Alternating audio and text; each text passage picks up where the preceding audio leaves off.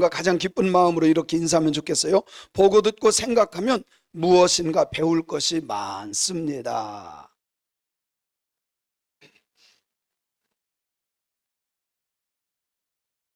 좀 진지하게 인사하면 더 좋을 것 같아요. 다시 한번 합니다. 당신은 이 세상에서 가장 지혜로운 사람입니다. 우리 성도님들은 예수 믿는 것 하나만 봐도 가장 지혜로운 사람들이에요. 아멘. 한 사람이 길을 걸어가다가 포도원에 담이 무너지고 막 포도원이 엉겅퀴로 풀로 꽉 차 있는 걸 봅니다. 길을 멈춰서 깊은 생각을 합니다. 왜 이랬을까?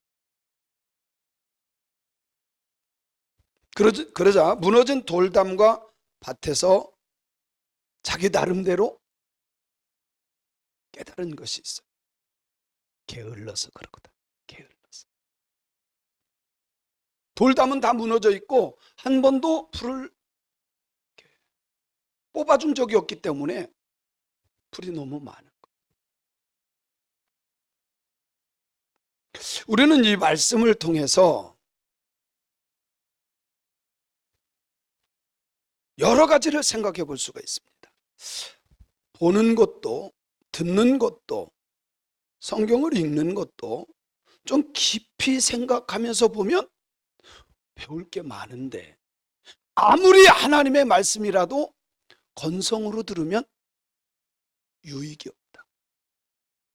우리가 살아가는 동안 그냥 길 가다가 보고 들으면서 깊이 생각하면 깨달을 것이 많은데, 그렇지 않으면 아무런 교훈이 내게 오지 않는다는 거예요.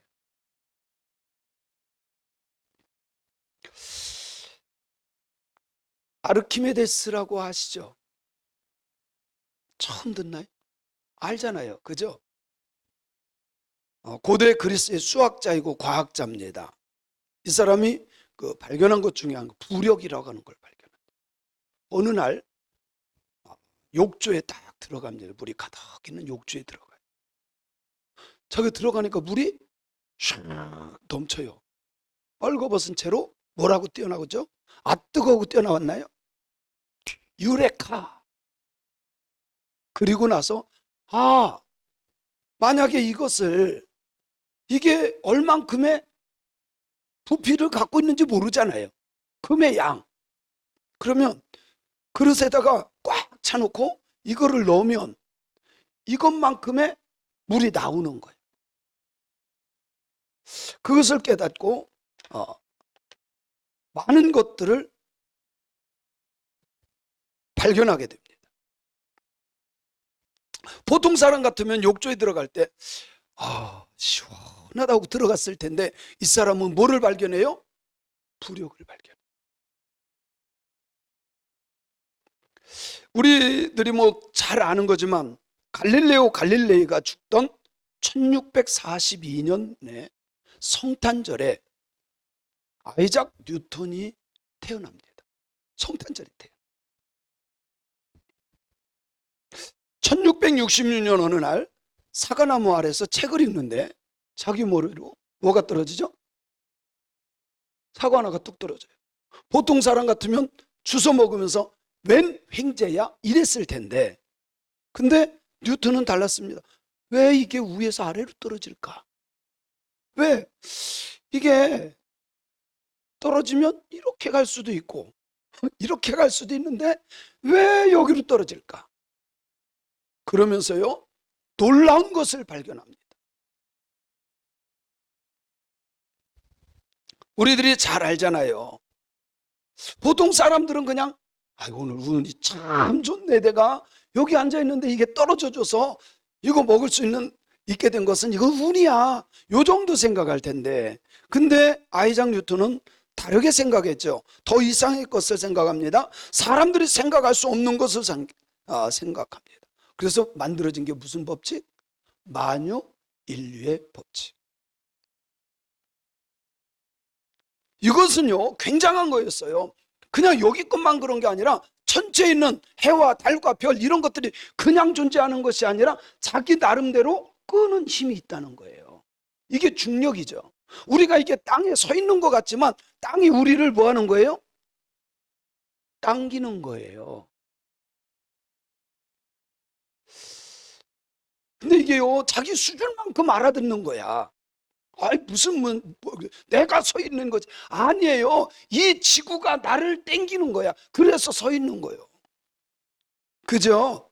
우리 뭐 그 정도는 배웠으니까 알잖아요. 지구와 해와 달과 별과 수없이 많은 것들이 그런 관계 속에 있다는 거예요. 서로가 서로를 당기고, 그러면서 거기에서 거리가 생기고. 지동설을 주장하던 갈릴레오 갈릴레이가 과학적으로는 맞는 말을 했어요. 여러분, 해와 달과 별이 돌아가요? 지구가 돌아가요? 우리가 눈으로 보면 뭐가 돌아요? 해가 돌잖아요. 그죠? 자, 우리가 보면 달이 움직여요? 지구가 움직여요? 근데요, 이 지구가 엄청 빠른 속도로 돌고 있다는 거 아세요? 엄청나게 빠른, 비행기의 몇 배로 빠르게 움직이고 있어요. 근데 우리는 못 느낄 뿐. 자기는 맞는 말을 했어요. 과학자로서 맞는 말을 했는데 천주교 교황청에서는 감옥에 갔다. 무슨 말도 안 되는 소리를. 야, 봐, 해가 돌고 별이 돌고 달이 돌지 어떻게 땅이 돌면 우리 다 날아가 버려 이 사람아, 이런 거예요. 여기에다가 이게 지구라고 하고 이게 나라고 하면, 이게 돌면 어떻게 돼요? 우리 다 떨어지고 밥상 다 엎어져 이 사람아, 이렇게 생각한 거예요. 근데 갈릴레이는 그렇게 생각하자. 그게 아닙니다. 지구가 도는 겁니다. 이거를 이해하지 못하니까요, 감옥에 갖다 집어넣고, 심지어는 거기서 배려를 해서 집에 내보내긴 하는데, 가택연금 있죠? 평생 집안에서 못 나오게 하고 결국 집에서 돌아가죠. 얼마나 억울할까? 바른 말을 했는데 얼마나 억울할까?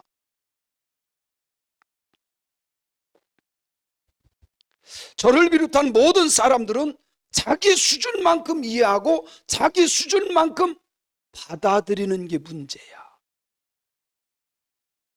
자기 수준만큼밖에 생각을 못해요. 솔직히 여기에서요, 지금 지구가 돌아가면 우리가 살겠어요? 이렇게 생각하는 사람들이 있을 수도 있어요. 목사님 오늘 이상하시네. 근데 우리는 그 기본적으로 배웠기 때문에, 그죠?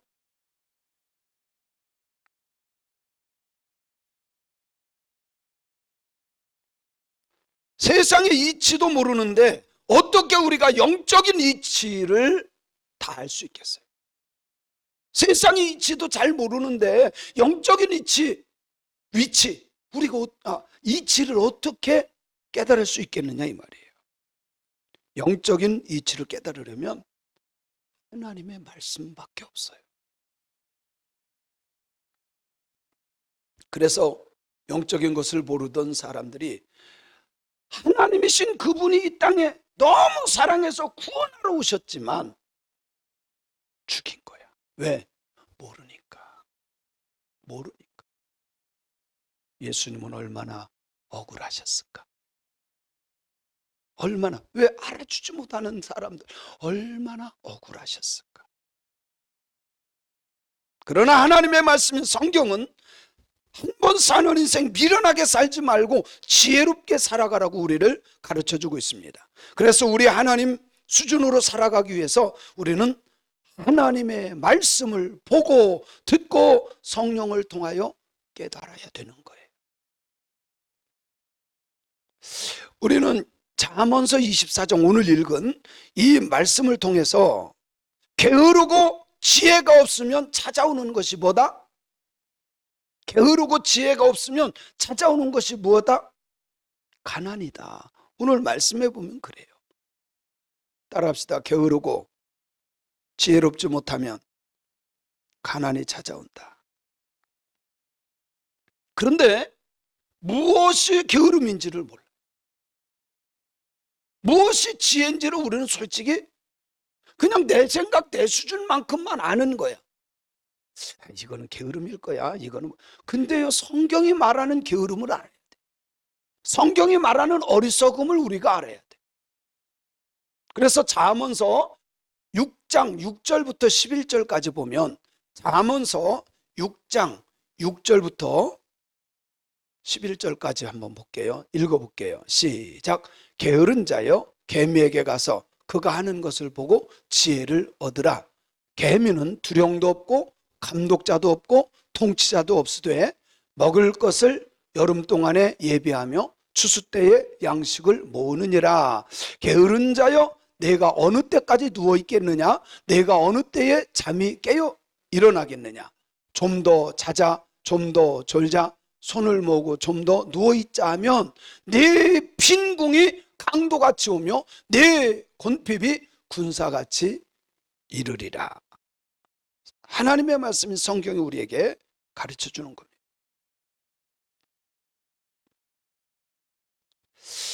하나님의 말씀인 성경은 게으르고 지혜 없는 자에게 개미가 하는 것을 보고 가서 좀 배워라. 그런데요, 그 말씀에서 딱 두 가지를 말씀합니다. 지혜가 뭘까? 첫째는 누가 시키지 않았는데 스스로 하는 것이 부지런함이고 지혜다. 두 번째, 미리 여름철에 추수 때에 다음을 위해서 준비하는 것이 지혜고 부지런합니다. 두 가지를 가르쳐 주고 있어요. 그죠? 첫 번째 뭐라고요? 첫 번째는 뭐라고요? 금방 설교했잖아요. 첫 번째는 스스로, 누가 시키지 않았는데 스스로 하는 거. 두 번째는 미리 준비하는 거. 여름철에 추수 때에 겨울을 미리 준비하는 것이 지혜요 부지런합니다. 학생들로 말하면 시험 보기 전에 준비하는 거예요. 그냥 놀다가 빵점 맞지 않고 미리 준비해서 준비를 잘하는 것이 지혜요 부지런한 거다. 성경이 말하는 부지런함은 누가 시키지 않았는데도 스스로 하는 것이고, 성경이 말하는 지혜는 미래를 예측하고 미리 준비하는 거다라고 우리에게 말씀하는 거예요. 누가 시키지 않았는데도 스스로 하는 것이 부지런한 거예요. 또 내일을 미리 준비하는 거예요. 이것이 뭐예요? 지혜예요. 요즘에 보세요, 우리 청년들, 학생들이요, 좋은 회사에 들어가기 위해서 미리 준비하는 것들이 많아요. 그 첫 번째가 먼저 유학이에요. 뭐 영어를 배우든 일본어를 배우든 중국어를 배우든 미리 뭔가를 준비해요. 요즘 사람들이요, 스펙을 쌓는다는 거 있죠. 잘하는 거라고 저는 생각해요. 그게 뭐예요? 지혜예요. 멍하게 있다가 갈 데 없어요. 그리고 회사 안 들어가고 30대에 집에 앉아있는 사람들이 50만 명 가까이 돼요. 우리 교회는 절대 이런 사람이 있으면 안 돼. 그죠? 부모 밑에서 다 할마다 피 빨아먹는 거머리처럼. 여러분, 그렇게 살면 안 돼. 진짜 그렇게 살면 안 돼. 쓰레기를 줍더라도 뭔가는 해야 돼. 그죠? 중요한 것은 누가 시키지 않아도 스스로 하는 거라는 거예요. 그게 부지런함. 그리고 내일을 내다볼 수 있는 것이 지혜예요. 그래서 오늘 준비하는 거예요.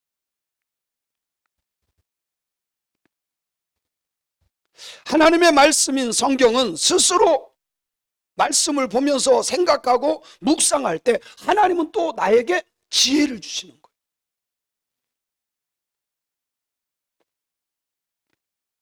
솔직히 지금은요, 포도밭에서 이렇게 포도원을 보고 또 이렇게 막 풀이 난 거 보고 이런 거는 뭐 도시에서는 보기 어려워요. 근데 이 잠언서가 쓰일 당시에는 그냥 널려진 게 포도밭이에요. 그리고 게으른 사람들은 꼭 있어요. 저도 어렸을 때 보면 논에 가보면 벼는 심어놨는데요, 풀을 안 해가지고 피라고 하는 거 있죠. 그게 더 많아. 그게 더 많아. 저쪽에는 병이 참, 그런 논들이 실제 있었어요. 근데 부지런하고 이런 사람들은요, 아니에요. 깔끔하고 얼마나 탐스럽게 잘 농사 짓는지 몰라요.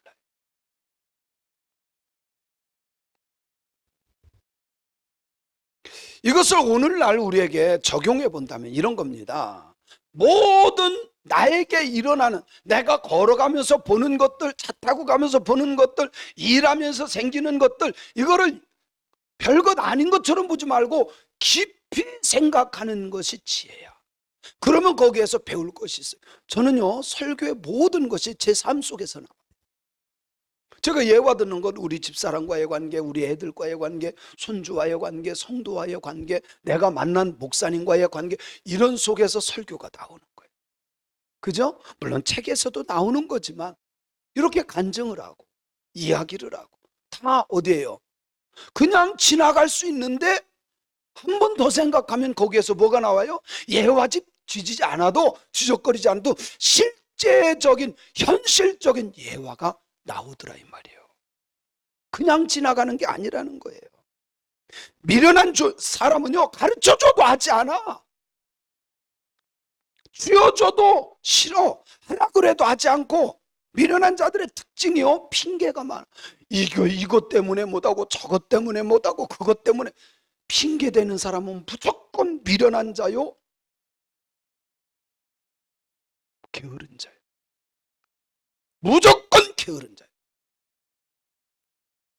핑계대면 안 돼. 준비하고 있으면 돼. 아멘 좀 해요. 여러분, 준비하면 되는 거예요. 근데 뭐 때문에 못하고요, 뭐 때문에 못하고. 아니에요. 준비하면 되는 거야.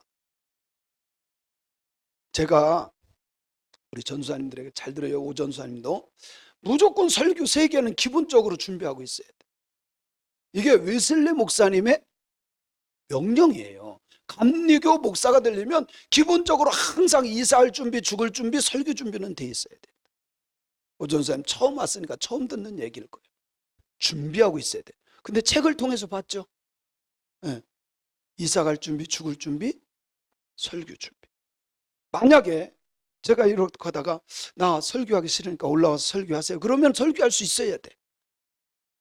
에이? 목사님 준비를 안 했는데 이런 소리 하면 안 돼. 그건 게으른 거야. 미련한 거야. 아셨죠? 처음 예배 드리니까 확실하게 심어주는 거예요.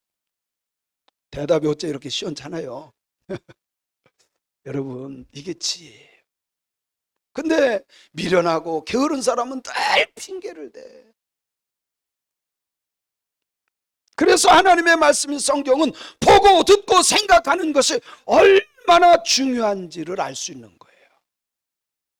성숙한 그리스도인의 특징은 하나님의 말씀을 통해서 자신이 만나는 모든 사건, 모든 일을 통해서 하나님의 뜻을 발견해요. 이게 성숙한 그리스도인입니다. 우리는 이것을 시편 기자의 다음 고백에서 확인해 볼 수 있습니다. 말씀과 사건이 만나면 우리는 그 말씀을 경험하는 거예요. 내가 가다가 넘어졌다. 넘어지면서도 나는 하나님의 뜻을 발견하는 사람, 그 사람은 믿음의 사람이요. 원망하는 사람은 믿음 없는 사람이에요. 무슨 말인지 알죠? 자, 시편 119편 67절을 볼게요. 119편 67절. 우리 한번 읽어볼까요? 시작.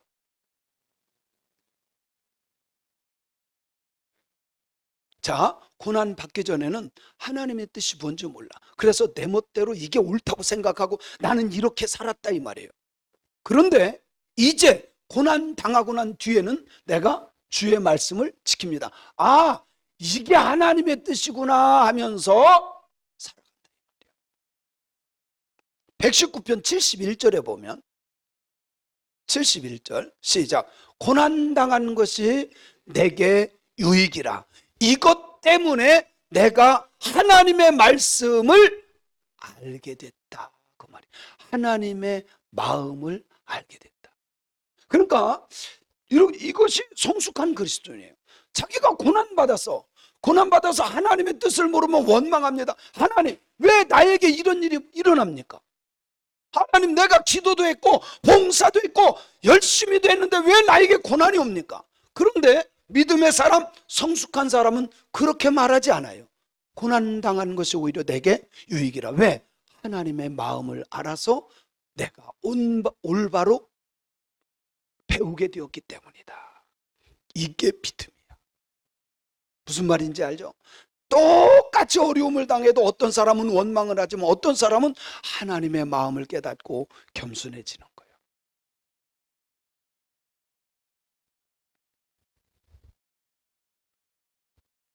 우리는 이 시편 기자의 고백 속에서 고난과 말씀이라고 하는 단어가 연결되어 있는 것을 알 수 있어요.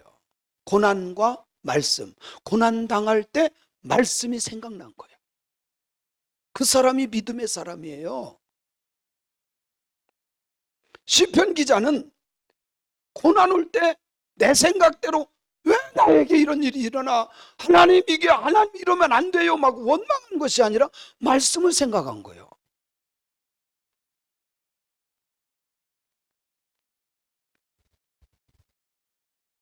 시편 기자는 자기의 삶의 현장에서 만난 사건들을 통해서 하나님의 말씀을 배웠다고 고백을 합니다. 이것은 곧 고난을 통해서 하나님의 마음을 알게 됐다는 거예요. 아, 내가 교만하구나. 아, 내가 잘못된 길로 가는구나. 아, 하나님의 뜻이 이거였구나 라는 것을 말씀을 생각했더니 깨닫게 해 주셨다라고 하는 겁니다.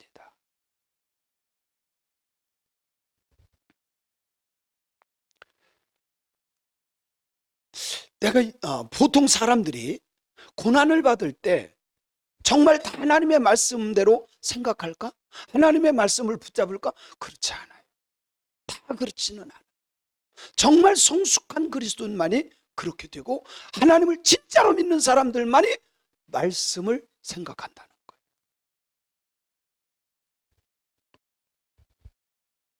모든 말씀이 우리로 하여금 하나님의 말씀을 경험하게 하느냐? 아니라는 거죠. 오히려 어떤 사람은 고난을 통해서요 마음이 더 강팍해져요. 하나님 이러시면 저 교회 떠납니다 막 이래요.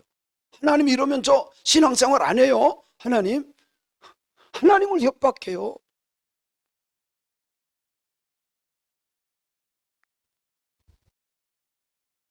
추상적 지식이란 경험하지 않는 지식을 말해요. 경험해보지 못하면요 이건 추상적인 거야. 학자들이 아무리 말하고 신학자들이 이겁니다 그 경험해보지, 성령을 체험해보지 않으면 엉뚱한 소리만 계속해요.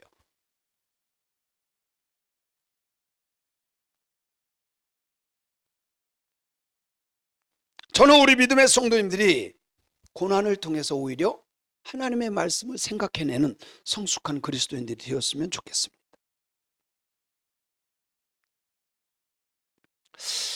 자, 나는 열심히 했는데 문제가 자꾸 생겨.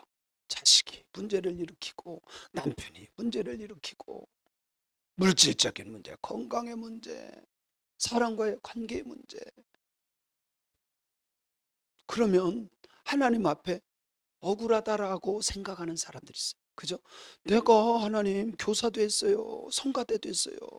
청수도 했어요. 하나님 주방봉사도 했어요. 기도도 했고요. 근데 왜 나에게 이런 일을 줍니까? 억울합니다 라고 생각하는 사람들. 그런데 이 억울하다라는 단어를 보면 애매하거나 불공정하여 마음이 분하고 답답하다.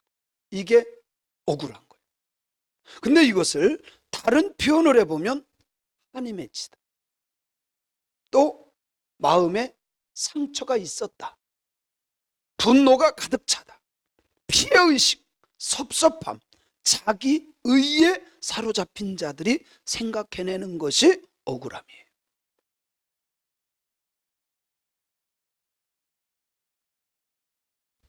근데 예수 믿는 사람들이 억울하다라고 하는 생각을 하면 어떤 일이 일어나는지 아세요? 예수 믿는 사람들이 나 억울해 라고 말하는 것은 이건요 참 심각한 거예요. 근데 억울한 일 당해요 안 당해요? 근데 그걸 억울하다고 생각하는 사람이 있고 억울하다고 생각하지 않는 사람이 있어요. 어느 분은 저보고 그래요. 한테 자기는 너무 원망스럽대. 왜 이런 사람을 만나느냐 이거야. 자기가 만나놓고 왜 그래?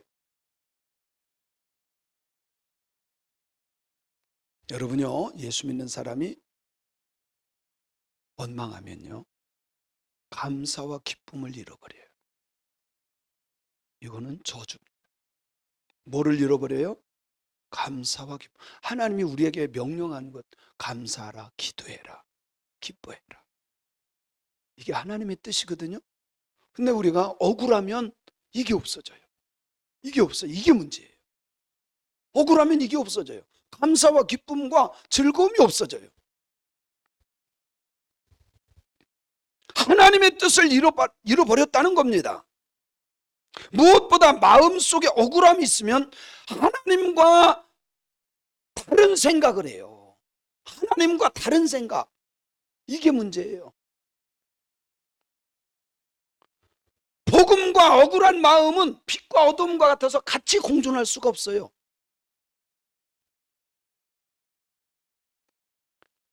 복음은 은혜롭고 기쁘고 감사하라고 하는 단어와 연관되어 있어요. 억울함이 지배하는 마음속에는 감사함과 기쁨이 찾아올 수가 없습니다.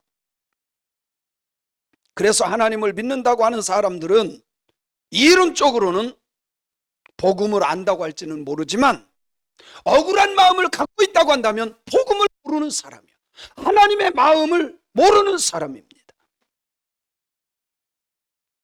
그래서 어쩌면 신앙생활 실패자예요. 이 사람들은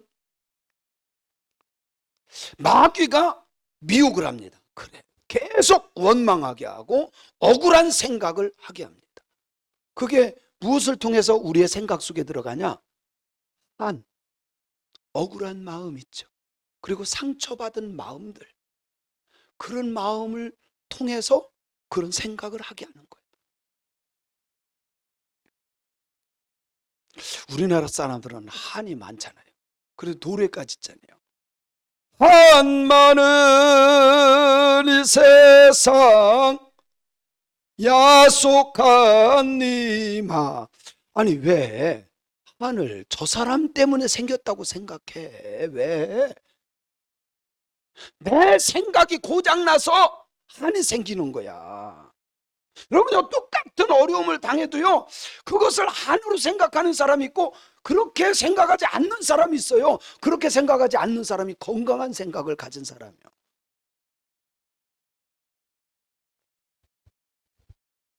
그러므로 하나님의 말씀인 생명의 복음으로 억울한 마음을 치유해야 돼요.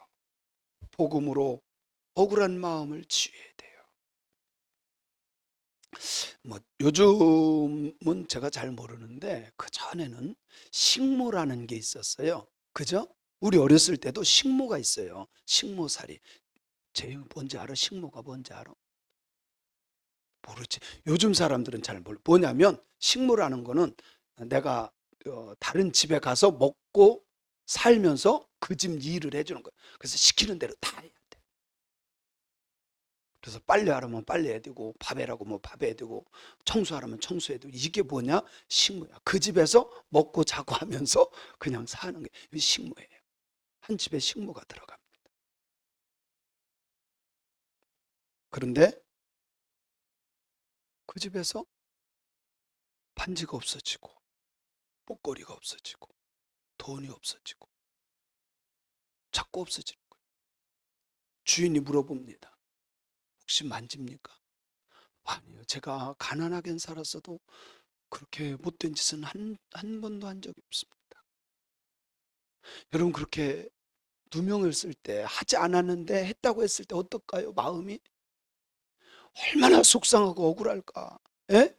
그렇잖아요? 알고 보니까 아들이 훔쳐가는 거예요.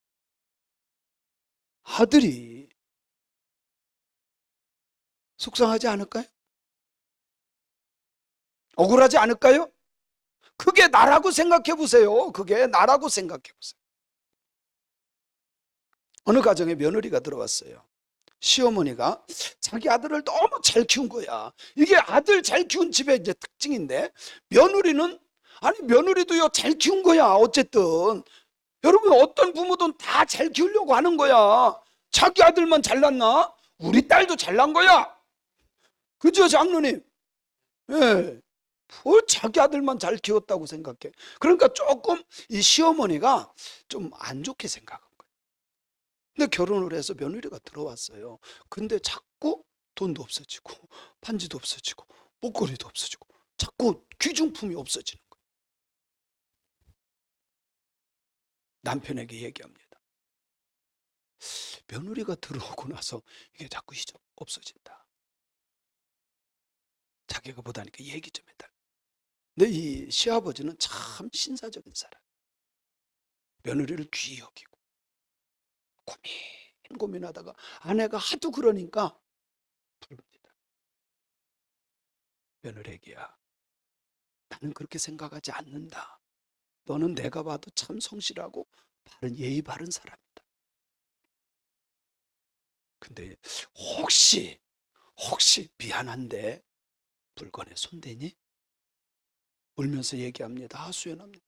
아버님, 제가 뭐 하려고 이런 걸 가져가요? 부모님 거를. 울면서 억울하다고 얘기해요. 억울하지 않을까요? 억울하지. 오주현 집사가 시집 갔는데 만약 그래봐, 억울하지. 안 억울해? 못 산다고? 아이, 뭘 또 그것 때문에 못 살아. 그것 때문에 못 살았으면 다 이혼해야 돼. 그냥 내 솔직한 감정을 얘기해야지. 그리고 실마리를 찾아야지. 진짜 속상해서 못 살 것 같아. 얼마나 속상해. 억울해. 나중에 알고 보니까 이 시어머니가 몰래 감춰준다가 장롱 속에 넣고 잊어버린 거야. 거기에서 다 나온 거야.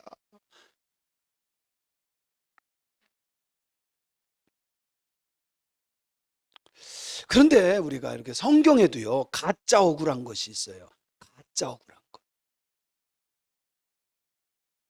우리 인간의 마음은요, 시험이 거짓되고 부패했기 때문에 우리는 억울함이 생길 때마다 가장 먼저 내 마음 속에 있는 억울함이 싹이 터요. 우리 마음이 부패했기 때문에 억울함이 싹이 탁 터요. 근데 하나님을 진짜로 믿는다면 그거를 말씀 앞에서 해석을 하는 거예요. 그게 믿음이야. 혹시 내 마음속에 있는 이 억울함이 진짜 억울함일까? 가짜 억울함일까? 여러분, 말씀에 비춰보면 이거는 내 욕심 속에서 나오는 가짜인지 아니면 진짜 억울함인지 구별할 수 있다는 거죠.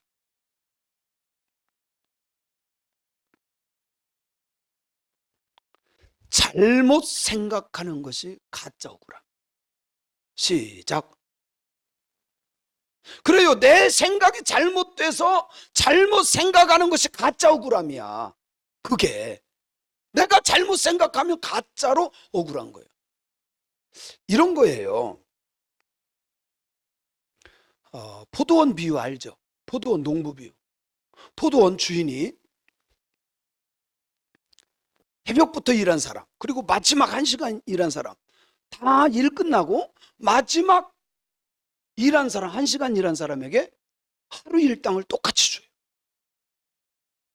그러면 진짜 좋은 생각을 가진 사람은 그 주인을 어떻게 해야 돼요?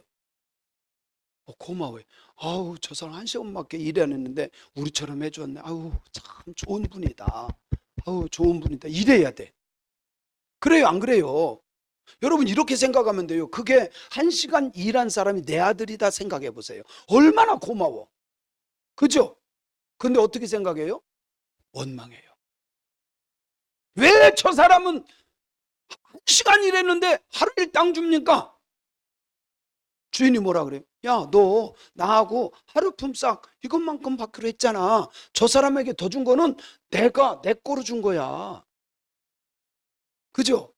이 사람 거 빼서 이 사람 줬다면 문제가 되지만 약속한 대로 했잖아요. 이게 가짜 억울함이에요. 가짜 억울. 이건 잘못 생각해서 하는 거예요. 생각에 병들은 거야.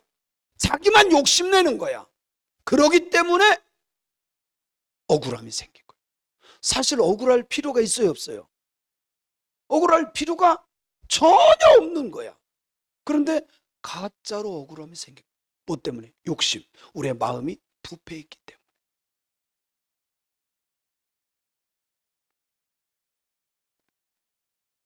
저는 이렇게 외부에 많이 다니다 보니까 목사님들 많이 만나고 다른 교회 부흥회를 많이 다니잖아요. 그러다 보니까 많은 사람들이 상담도 해요. 제가 이렇게 들어봐요. 그러면 뭐 부모 시부모가 이래서요, 또 남편이 이래서요, 아내가 이래서. 근데 양쪽 말을 저는 다 들어. 양쪽 말을 들어보면 다 억울하대, 다 억울하대. 여러분, 사람의 습성이 그렇습니다. 왜? 우리의 마음이 패역했기 때문에, 죄성이 있기 때문에. 여러분, 부부싸움 해보세요. 다 억울하다 그러지. 여기 한번 읽어볼게요. 시작. 아버지께 대답하여 이르되 내가 여러의 아버지를 섬겨 명을 어김이 없거늘 내게는 염소 새끼라도 주어 나와 내 벗으로 즐기간 일이 없더니, 계속요. 아버지의 살림을 창녀들과 함께 삼켜버린 이 아들이 돌아오며 이를 위해서 살찐 송아지를 잡으셨나이다. 억울합니다. 쉽게 말할게요. 큰아들이 자기는 어디 나가본 적도 없고 아버지 말 잘 들으면서 아버지 밑에서 열심히 일을 했어요. 이 작은 아들은 자기 유산 다 갖고 나가서 다 까먹고 거지로 돌아왔어. 거지로 돌아왔는데 아버지가 아들로 또 받아줘. 그래서 아버지한테 얘기합니다. 아버지, 나는 지금까지 놀지도 못하고 돈도 안 쓰고 아버지 명령대로 다 했어요. 나를 위해서 한번 이렇게 살찐 송아지 한번 잡아주셨습니까? 왜 제 애를 위해서는 해주면서. 이게 가짜 억울함입니다. 왜 그런지 아십니까? 그 아버지는 31절에서 이렇게 말해요. 31절 시작. 아버지가 이르되 야, 너는 항상 나와 함께 있으니 내 것이 다 내 거다. 너 이거 다 네 거야. 근데 그걸 생각을 못하는 거예요.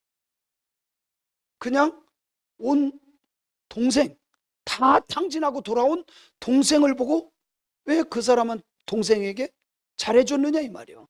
이게 다 네 건데 난 너 다 준 거야. 그러니까 가짜 억울함을 호소하는 거예요.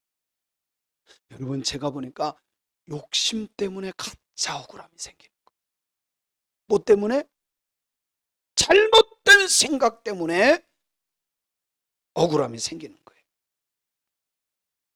오늘날 부모로부터 모든 것을 다 받았음에도 불구하고 여러분요, 태어난 것 자체가 감사해야 되는 거예요. 나를 어떻게 뭐 학원 보내주고 옷 사주고 뭐 그거 하지 않더라도 부모님을 통해서 태어난 것 자체만 그냥 가지고도 감사해야 돼. 알았냐? 어? 나를 위해서 뭐를 해줬는데 이런 소리 하면 안 돼. 다 받았으면서 원망하며 사납게 대적하는 자녀들을 보면 예수님의 말씀이나 우리들의 삶이나 똑같아. 똑같아.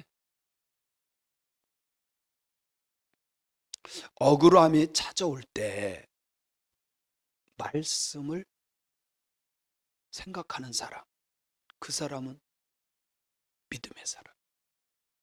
하나님의 말씀을 통해서 나를 반성할 수 있는 사람, 그 사람은 성숙한 그리스도인이에요. 그런데 대부분 누구 때문에? 남편 때문에, 아내 때문에, 엄마 때문에, 아버지 때문에, 너 때문에. 여러분의 때문이 아니야. 내 생각만 바꾸면, 할렐루야, 말씀 붙잡고 하나님 앞에 서면 억울함이 아니라 감사라는 거예요. 기쁨이라는 거예요. 여러분, 억울함을 만났을 때 예수님은 어떻게 하라고 우리에게 가르쳐 주는지 아세요? 베드로전서 2장 19절부터 24절에 보면, 베드로전서 2장 19절로 24절 한번 우리가 읽어볼게요. 24절까지 시작. 부당하게 고난을 받아도 하나님을 생각함으로 슬픔을 참으면, 잠깐만요, 여기에서 부당하게 고난받아, 억울하게 고난받아서 그때 무슨 생각하는 거야? 하나님 생각하는, 이게 믿음이라는 거예요. 20절 시작. 죄가 있어 매를 맞고 참으면 무슨 칭찬이 있으리요. 그러나 선을 행함으로 고난을 받고 참으면 이는 하나님 앞에 아름다워. 여러분요, 성경에서 아름다운이라가 2번 나와요. 21절 시작. 이를 위하여 너희가 부르심을 받았으니 그리스도도 너희를 위하여 고난을 받으사 너희에게 본을 끼쳐 그 자취를 따라오게 한 거다. 22절. 그는 죄를 범하지 아니하시고 그 입에 거짓도 없으시며 계속해서 욕을 당하시되 맞대 욕하지 아니하시고 고난을 받으시되 위협하지 아니하시고 오직 공의로 심판하신 이에게 부탁하셨다. 마지막 24절. 친히 나무에 달려 그 몸으로 우리 죄를 담당하셨으니 이는 우리로 죄에 대하여 죽고 의에 대하여 살게 하려 하심이라. 그가 채찍에 맞음으로 오히려 너희는 나음을 얻었다. 억울했지만 자기가 죽었어요. 그러면서 우리를 살려요. 주님이 말씀한 거예요. 이것 때문에 우리가 부르심을 받았다는 거예요. 너희도 그렇게 살라는 거예요.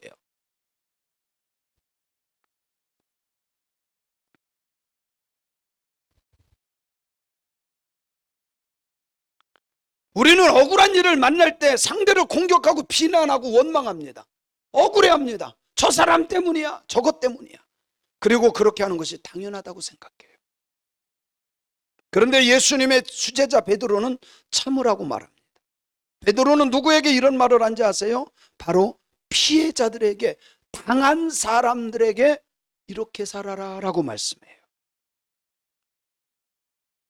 그리고 그렇게 참을 수 있는 비결, 이게 중요한 겁니다.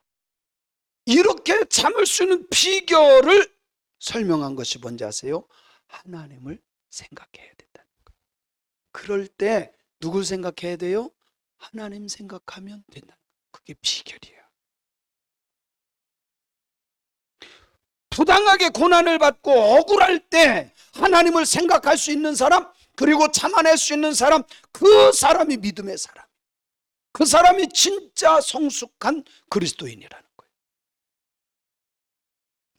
그러면 우리는 여기에서 아주 중요한 교훈을 하나 만나게 됩니다. 억울한 일을 만났을 때 참지 못하는 것은 바로 하나님을 생각할 능력이 그 사람에게 없어. 그러니까 내 생각대로 들이받는 거예요. 하나님을 생각해보지도 않아. 하나님 생각도 안 해. 하나님 끼라고도 안 해. 어떻게 해요? 자기 성격대로. 우리는 억울하다고 생각하면 분노할 때 자신에게 하나님을 생각하는 능력이 없어서 분노한다는 생각을 아예 생각도 못해요. 뿐만 아니라 그렇게 분노하는 것이 당연하다고 생각해요. 그러지 않나요? 믿음이 좋다고 하는 거는요,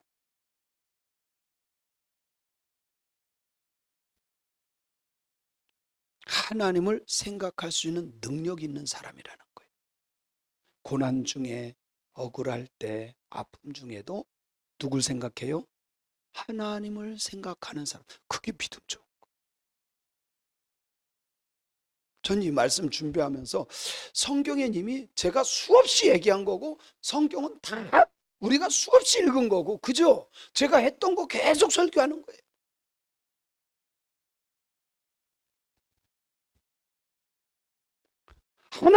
하나님의 말씀을 생각한다고 하는 것은 내 삶 속에 하나님을 개입시키는 거야.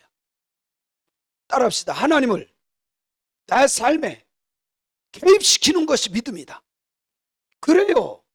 어려울 때, 힘들 때, 억울할 때 누굴 개입시켜요? 하나님. 말씀을 개입시켜요. 하나님을 개입시켜요. 그게 믿음이야. 근데 하나님 가만히 계세요. 지금 중요한 거예요. 가만히 계세요. 저 뒤로 가세요. 내 생각대로 밀어붙이고 싸우고 욕하고 혈기 부리고, 그건 믿음 아니에요. 어떤 상황에서도 하나님을 나의 삶에 개입을 시키는 거예요. 사랑하는 성도 여러분, 버려야 될 것이 있습니다. 억울하다고 생각하는 것 자체가 한이고 상처고 분노고 피해의식 속에고 섭섭함, 자기의에서 나오는 병적인 거예요. 버려야 됩니다. 억울하다고 생각할 때 하나님의 말씀, 하나님의 뜻, 감사와 기쁨과 기도가 나에게서 떠나는 거예요. 우리가 믿음의 사람으로서 꼭 해야 될 것이 있습니다. 감사와 기쁨과 기도입니다. 더 중요한 것은 어떤 상황에서도 하나님의 말씀이 생각나서 하나님의 말씀이 나의 삶에 개입이 돼야 돼요. 중요한 거죠. 그죠? 하나님의 말씀이 나에게 개입이 돼야 돼요. 사랑하는 성도 여러분, 베드로전서 2장 22절 23절에 보면 베드로전서 2장 22절 23절 시작. 그는 죄를 범하지 아니하시고 그 입에 거짓도 없으시며 욕을 당하시되 맞대 욕하지 아니하시고 고난을 받으시되 위협하지 아니하시고 오직 공의로 심판하신 누구에게? 하나님에게 맡겨요. 이거 내가 억울해. 정말 이거 얼마나 억울하겠어요. 근데 예수님은 다 누구에게? 하나님에게 맡겨요. 이게 믿음이에요. 이것이 온유한 자예요. 이게 온유한 거예요. 내가 속상한 일 당했는데 하나님 하고 문제를 다 주님께 맡기고 나는 그냥 행복하게 사는 거예요. 그게 온유함이에요. 예수님은 죄도 없고 거짓도 없고 욕을 당했어요. 고난을 당했어요. 그러기에 예수님이 당한 욕과 고난은 억울한 일이었습니다. 그렇게 억울한 일을 만났을 때 상처받았다라고 우리는 표현해요. 그죠? 억울한 일 당할 때 나는 상처받았다. 그러나 예수님은 억울한 일을 당하셨을 때 하나님을 생각했어요. 오직 공의로우신 그 하나님께 맡겼어요. 보통 많은 사람들이 그래요. 내 억울한 것을 누가 풀어줘 막 이렇게 하면서 하소연을 해요. 그게 믿음 없음이에요.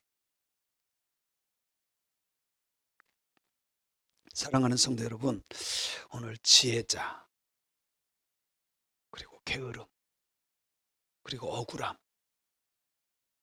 억울할 때 어떻게 처신해야 되는가 우리에게 가르쳐 줬어요. 시험에 꼭 나옵니다. 꼭 기억하시고 무슨 문제가 있을 때 뭐를 생각해야 돼요? 하나님을 생각해야 돼요. 이제 알겠죠? 이것만 기억해도 우리는 정말 감사하며 기뻐하며 하나님의 뜻대로 살아갈 수 있어요. 많은 사람들이 누구 때문에 나 왜 이런 일이 나에게 일어나느냐고. 아니에요. 그 속에 하나님의 뜻이 있어요. 하나님을 생각하면 감사할 수 있어요.